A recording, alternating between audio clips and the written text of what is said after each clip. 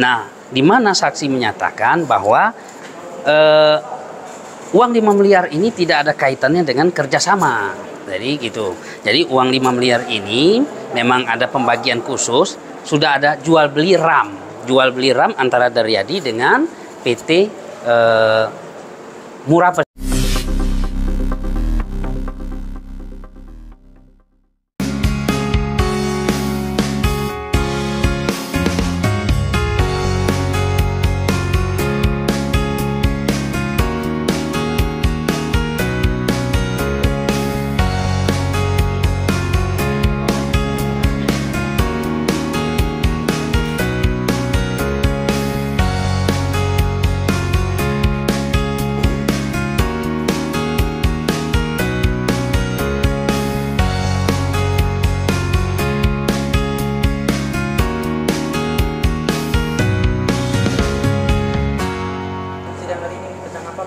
Agenda sidang kita ya, gugatan Daryadi terhadap BUMD, Pemda dan Ismun ini terkait dengan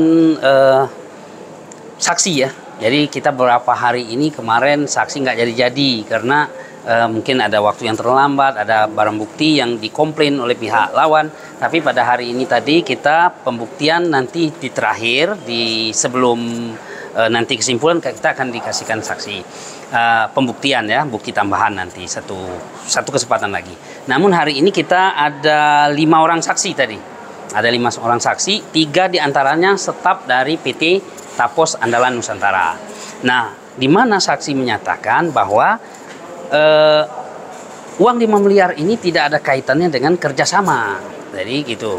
Jadi uang 5 miliar ini memang ada pembagian khusus, sudah ada jual beli RAM. Jual beli RAM antara Daryadi dengan PT Murah Persiroda gitu kan. Nah, jadi tidak ada kaitan tentang ada penanaman modal yang lain, nah itu kan terlepas.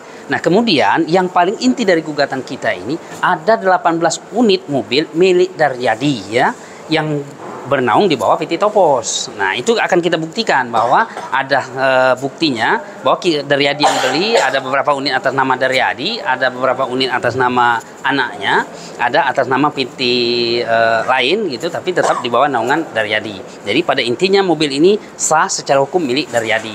Nah, tadi ditanyakan juga tadi pada saksi staf-stafnya Daryadi ya bahwa mobil itu ada sebelum adanya perjanjian antara PT Tapos dan PT Murah Persiroda, Murah Sempurna ya, belum ada.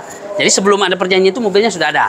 Nah, intinya di sini bahwa gugatan kita itu bahwa tergugat 1, tergugat 2, 3 sampai 4 itu menyewa mobil kita belum bayar. Itu aja intinya gitu kan. Tadi sudah, walaupun mereka menyatakan tadi kita sempat ini ya, karena pihak tergugat 1 dan 2 membawa permasalahan ini ke masalah pidana Daryadi. Jadi kita keberatan tadi. Kita sempat protes, kita mengajukan keberatan bahwa tidak ada kaitannya antara putusan pidana dan perdata.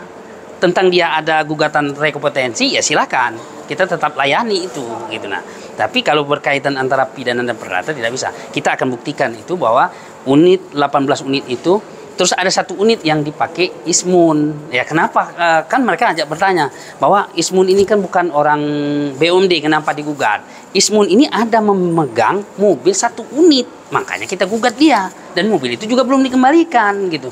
Tapi peminjamannya itu berdasarkan BUMD juga. Dari BUMD kasih ke Ismun, makanya Ismun kita gugat gitu.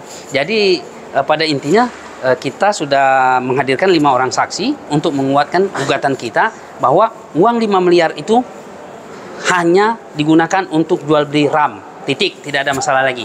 Kemudian yang kedua, pihak BUMD menyewa 18 unit mobil kita, belum dibayar, itu permasalahannya gitu. Jadi intinya hanya 2 poin itu aja. Langkah kita selanjutnya, kita akan menghadirkan 5 orang saksi lagi untuk memperkuatkan bahwa mobil itu adalah milik Daryadi. Dan kemudian sewa itu belum dibayar, itu akan kita buktikan nanti. Nah, kita konfirmasi buktinya. Kemudian kan kita buktikan bahwa uang 5 miliar itu hanya jual beli RAM, tidak ada pekerja sama gitu.